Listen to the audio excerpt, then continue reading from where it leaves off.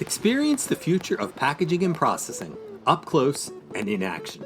Explore groundbreaking innovations, engage with hands-on solutions, and connect with the experts transforming the industry. See how these advancements can revolutionize your products, production lines, and business. It all starts here. Don't miss out. Register today at packexpolasvegas.com/unpackedpod.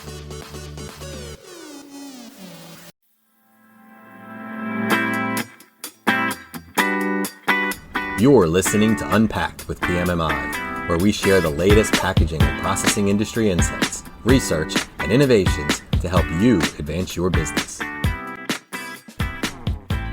Hi, and welcome to Unpacked with PMMI. I'm your host, Sean Riley.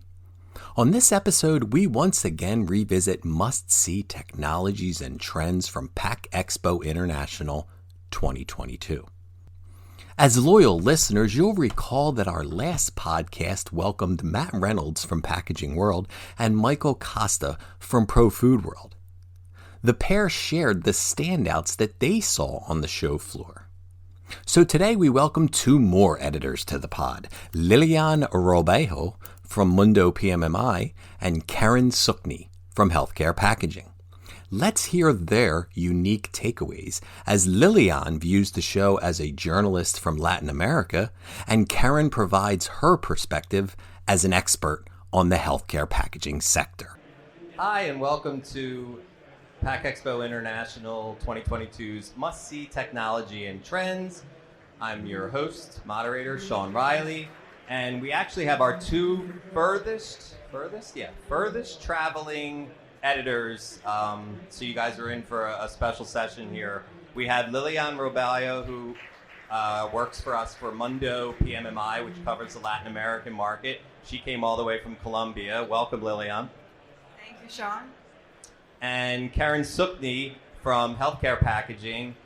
She only came from California, so that's it's like really no big deal. Yeah, that's not the same as Colombia at all. So anyway, we're just going to go over some of the things that they saw today, the main things that jumped out at them. They're both veterans of the show and veterans of covering the industry. So we're going to hit on what they saw here on day 3 of PACK EXPO. So Lilián, let's start with you. What things did you see that really jumped out as must-see? Thank you, Sean. Great to be here and visited the booths here at different exhibitors. I feel more and more like I'm gazing into the future and into the trends reshaping our industry. And no doubt, digitalization and the so-called digital transformation at the different packaging processes shown together with sustainability, one of the game changers, no doubt. I see digitalization as a trend very much present in many of the technologies being exhibited here at the companies. Big part of the conversation and part of the improving efficiencies of the machines, the plants, and the industry as a whole. And it is showing why these IIoT technologies will become more and more essential to keep packaging and processing operations competitive and productive. I have heard and seen at many of the booths about the concept of smart factory, digital enterprise, and the digital factory.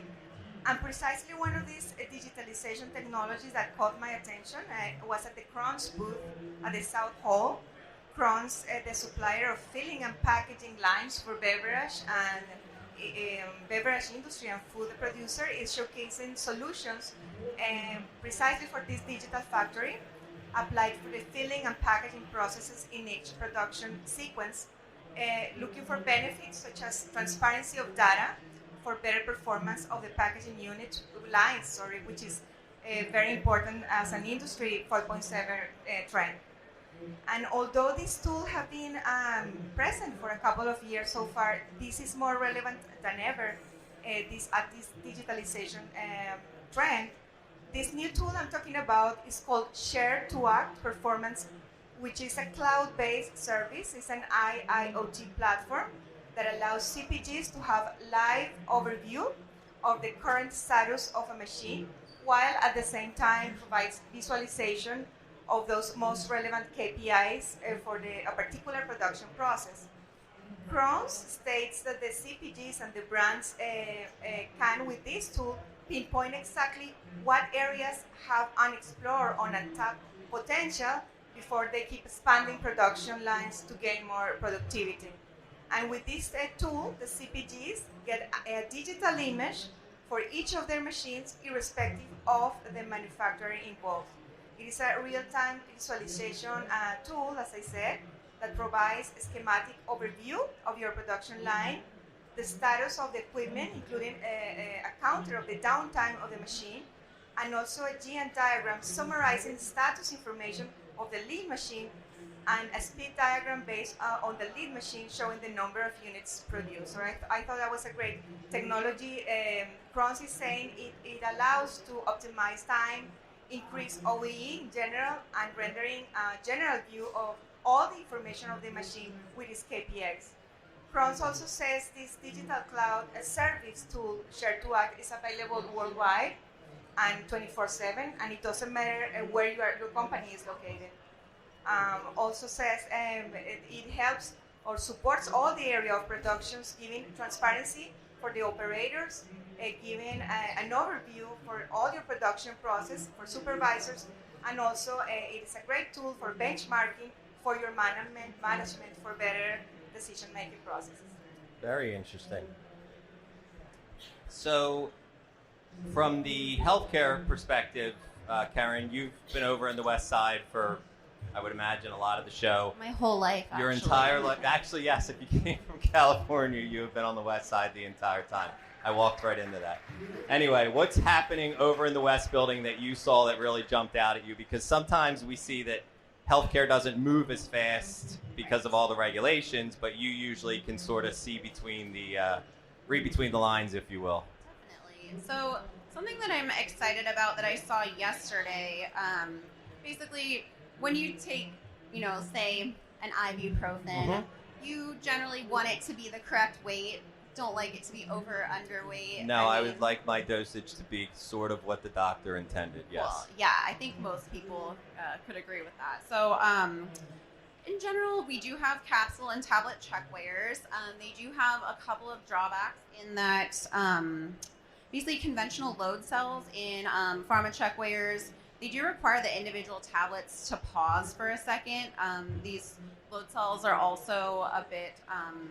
they are sensitive to vibration, and obviously on a busy production floor, vibration is quite par for the course. And so these machines are really heavy, and we love a good capsule check weigher. But I did see a technology that has some really good potential. So first of all, can you guys hear me? Okay, I just want to make sure. Hello.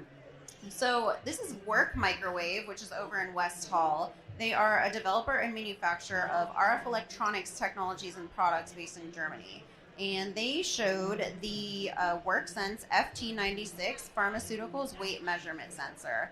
And so what's interesting about this, it's a sensor based on the microwave resonance method that can be integrated into filling machines directly. And so it's characterizing the weight of the capsules and tablets in continuous production systems.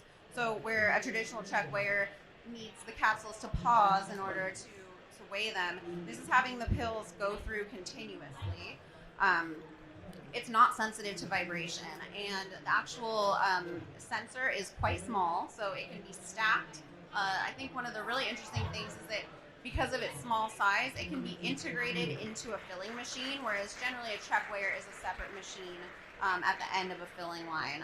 And so it can run at up to 15 capsules per channel per second, and it's a very compact unit, like I said, so stackable. The sensor also features a data acquisition platform attached to the sensor head, so that's monitoring for changes in product properties. So you're basically allowed to detect if pharma tablets are fully intact, if they exhibit defects. You have the option to reject under or overweight capsules or cracked tablets. So I would definitely check that out if you get the chance. They are a finalist in the PACK EXPO International 2022 Technology Excellence Awards. So Very just a cool. little shout out there. And I think it also really has some good potential. We always hear about continuous manufacturing in pharma, and something that's really, still hindering the industry is that we need we need updated sensors. We need real-time information. You can't just continue to process something continuously versus a batch and have something go wrong and not know that something's going wrong. You're wasting product. You're possibly delivering medicine that's not as efficacious. So we really need these updated sensors, and this definitely has some potential there to really update and know what's happening on your line in a really fast way. Yeah. Is it something that you think would be able to be used outside of pharma as well if you're dealing with delicate snacks and things of that nature? Absolutely. Yeah. So it has the potential to pretty much measure anything as long as it's non-conductive. So definitely no metals. Saline solutions are going to be a no-go for that. But Okay. It has a really wide range of potential possibilities for what it can measure. So are you telling me there's metal in saline solution? No, saline is conductive because of its salt content. Oh, okay, because of the salt content. Thank you. For sure. I needed that cleared up. Anytime. What else did we see over there in the West Hall? Anything else exciting? Well, I'm going to popcorn over to Lilián. Okay. I think You guys I'm are gonna working give as a her- team, and that's what I like to hear. Yes, a little break. Thank you, Keren. Yes, I saw two digital printing actually technologies that definitely captured my attention. And one is a new release by United Barcode Systems. Is debuting here at PACK EXPO. It's a printer called AP-Link HRX, and they said it's taking coding to the next level. It is a high-resolution grayscale inkjet printer designed for direct coding of different types of surfaces, both porous and not porous surfaces. And why do they say it's taking coding to the next level? They said first it reaches 1,440 dpi of horizontal resolution for a higher contrast. The print head is very flexible. It can be adjusted in all axes, even placed diagonally to print boxes carried on an inclined conveyor. It reaches up to 250 meters per minute speed. And its grayscale printing capabilities let clients differentiate elements, for instance, make QR codes darker and better defined, while less relevant information is toned down, obviously saving ink and money. It is a AP-Link HRS series printer, uses artificial intelligence to avoid errors, and it also integrates with peripherals, encoders, and beacons, and UV LED curing lamps. It can be also linked and communicate with other printers or other series of this printer along the line. And it has a simple user interface to control every printing parameter. And last but not least, Sean, I saw another very interesting digital printing innovation. It is at the Atlantic Sizer Croatia Group stand. It is a very innovative system for full color inline direct digital printer of flexible narrow web materials. This system allows brand owners and converters to capitalize on the advantages of on-demand printing and last-stage customization of web materials, since even small batches can be printed efficiently and visually appealing. This system, they say, has a ProFlow inkjet technology for materials such as foils or laminated flexibles that are used for pouches and stand-up pouches and tubes and flow wraps and stick packs. And as they put it, this greatly reduces effort of creating the artworks, adapting formats, and qualifying of the lines. So overall, it's means lower costs, lower risk, lower project complexity, and validation efforts.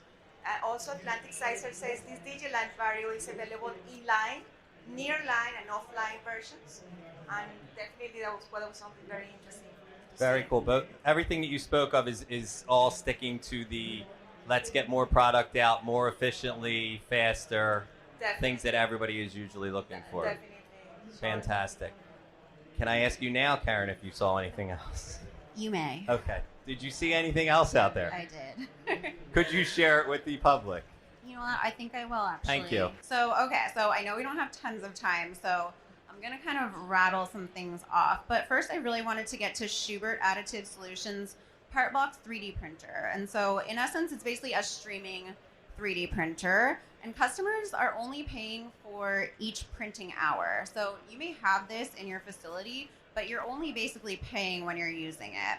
And so this has a lot of really interesting potential in terms of being able to print things as you need them, you know, right at the end of your line. As they say, from grippers to spare parts, it's streamed and there's secure digital rights management, and greatly reduces environmentally damaging and lengthy transport of new format parts. So say that a format part breaks on your line, you're able to just print a new one right there in real time versus either storing things in already crowded warehouses or waiting for a new format part to come in. So I definitely see a lot of potential in terms of making things more efficient, and I really like that model of just paying when you're using it versus that's very the interesting. And it's also, I didn't realize, so you can, I understand the way the 3D printer is making the parts to use as an on an as needed basis, but they will be able to be used in pharma because it's usually kind of a restrictive environment. So that's where the first question popped into my head. Yeah, so this is really applicable to